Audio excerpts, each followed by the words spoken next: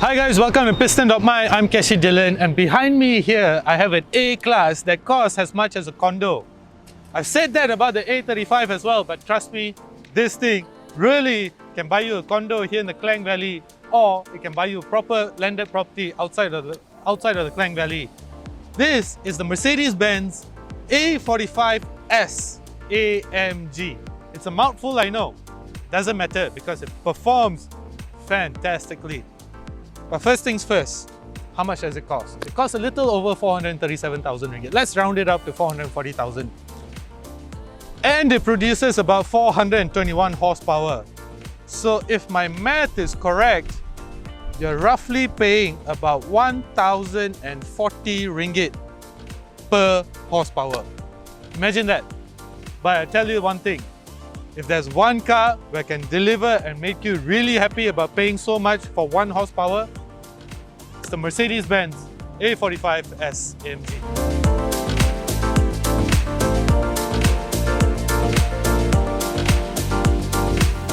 So, unlike the A35 AMG, the A45 still has a one-man, one-engine ethos that AMG cars are so well known for.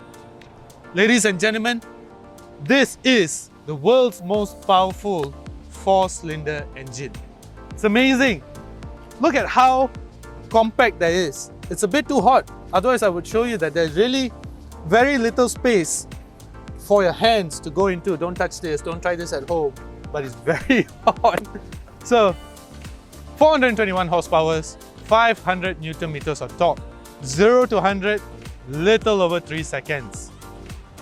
Ferrari, Lamborghini, Porsche, guys, the driving experience on this thing is unlike any other.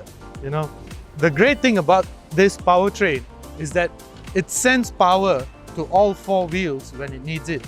Of course, it's a front wheel centric car. That means in regular times, regular modes, driving in town and such, power is sent to the front wheels. But when it needs it, or rather when it detects that you're losing grip, it sends power to individual wheels. Keyword here is individual wheels. Unlike the A35, where power is sent up and down between the front axle and the back axle, the great thing about the A45S AMG is that it is able to send 100% of its power to individual wheels. Imagine that. I'm just 421 horsepower to individual wheels. Fantastic. What you get is a driving experience that, I know it's cliche, but it can literally catapult out of corners. Talking about cliches, you know, all this while, there's been many cars that have been described as pocket rockets. Everything else bows in shame because this is the ultimate pocket rocket. But before we get to the driving experience, let's talk about the design of the car. There's no mistaking it for anything else. Of course, you can get these vertical slits at your local Brothers outlet. You can kit out your A250 with such vertical slits. You can cheat the uninitiated. But guys, everything about this car is functional. The radiator is here. That's quite a unique place to put it because notice over here, there's nothing here, right? Then these aerodynamic bits over here may look like they're nothing, but they're actually functional at certain speeds. They channel air to cool the brakes. You can say that they even push the front down. But I didn't push this car hard enough to actually try that.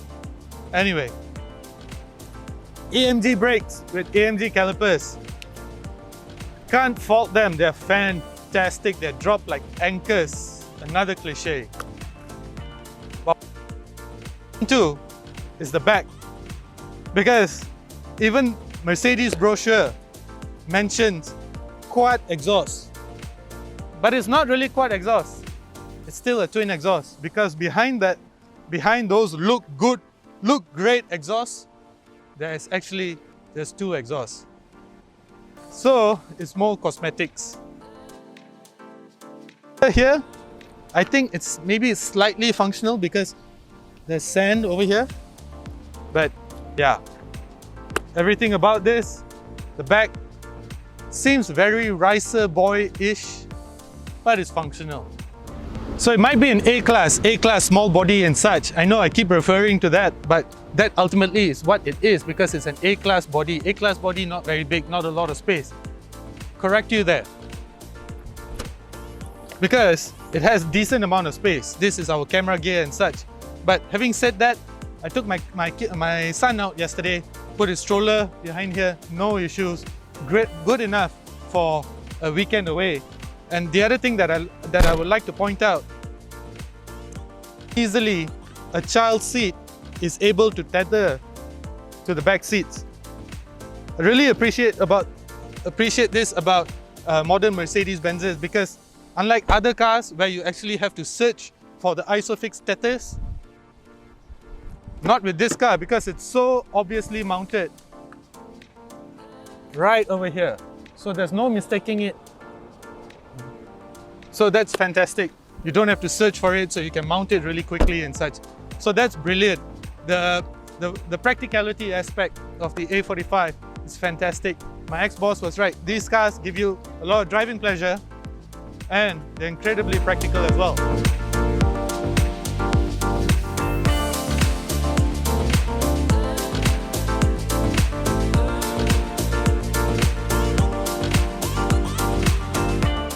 The interior of the A45S is a beautiful place to be.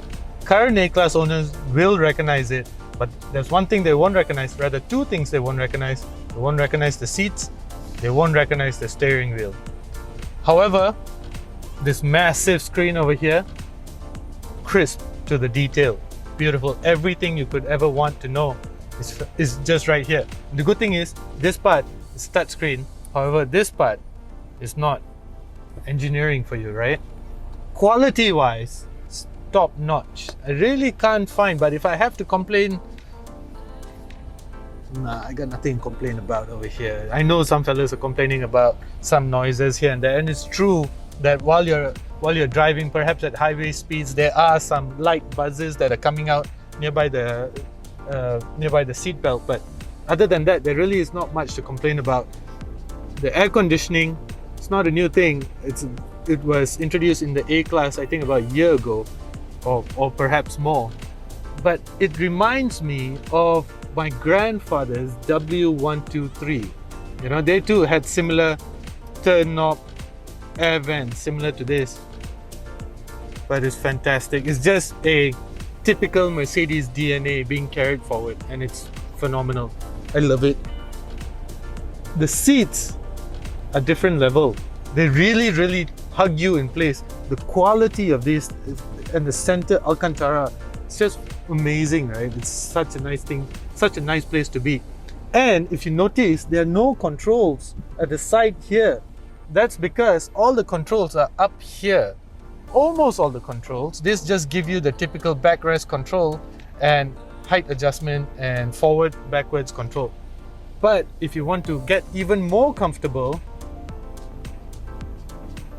it's in here, comfort, and it gives you things like seat kinetics. Seat kinetics is interesting because as soon as you press play from here, it minutely adjusts the seat so that, you know, over long distances, your body doesn't really get numb. It's because there's always this constant small adjustments that are going on. Perhaps the backrest just goes back just a tad bit, and then comes back up just a tad bit. The seat goes forward, backwards. You know, the side bolsters are always adjusting. So it's always doing these minute adjustments to keep you fresh. It's beautiful. You have to experience this for yourself. So you can press stop over here. It goes back to exactly how you had adjusted it before. And then you have your lumbar support over here, which is lumbar support, right? What's interesting though is the side bolsters. The side bolsters, you click on this and you adjust it this way. And what this does is it adjusts the side bolsters from here to cocoon you ever tightly. But on 10, I just can't sit in the seat anymore. you know, because it's just so tight. If I was in there, I'd probably break my rib cage. But yeah, I put it to 0 because I'm fat around the sides. I want to bring your attention to the steering wheel over here. There are different controls over here. In fact, there's so many controls over here that it takes some time to really, you know, soak up what they all do. So there's this screen over here, this touchscreen thing over here. So if you press this, you can adjust your auto start stop, adjust your traction control, your suspension setting, your gearbox settings, and it gives you AMG dynamics as well. But they never quite overlap. So what I mean by that is if you have suspension at the top, you will not get suspension controls at the bottom. So how do you select this? You press it, you select it from this button over here, and voila. What this aims to do is that it aims to give you quick access to things that you really need to access quickly, such as your gearbox setting, how quickly you want your gears to shift, or your traction control, your suspension settings. And here, this button over here sort of reminds me of the buttons that Porsche introduced, which sort of do the same thing, you know, because it lets you adjust your drive mode that you want to be in. Comfort, individual lets you adjust how you want the steering wheel to feel like, the accelerator to feel like, and such. Then you go into sport mode, which is self-explanatory. Comfort is self-explanatory as well. Sports Plus is even more sharper than Sport, right? Then you get race mode. Race mode is when things really get interesting. You know, so this is where the car is at its most sharpest, I guess. But yes, it's just fantastic. You know, it takes some time to actually soak up what everything does, you know. And if you sit in the A45S, there's no way that you could just start it up and get on your way if you're driving it for the first time. You always have to sit in here and find out what everything does. These two touchpad things over here adjust the display panel over here, and you know, you can even change how the display panel looks like. How does that happen? Well, see, I said earlier there's no touchscreen, right? I'm still trying, I'm not sure. Okay, anyway, you click Styles and Display, you click it from here. Classic is this. Sport is this, it's suddenly yellow.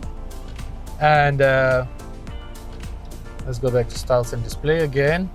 Super Sport is just no idea what this is. It's not going to be easy to comprehend this, but anyway, it's some sort of futuristic looking thing.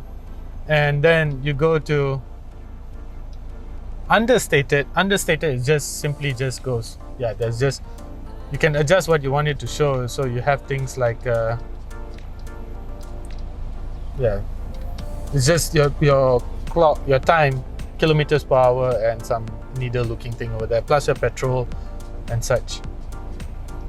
And then you go to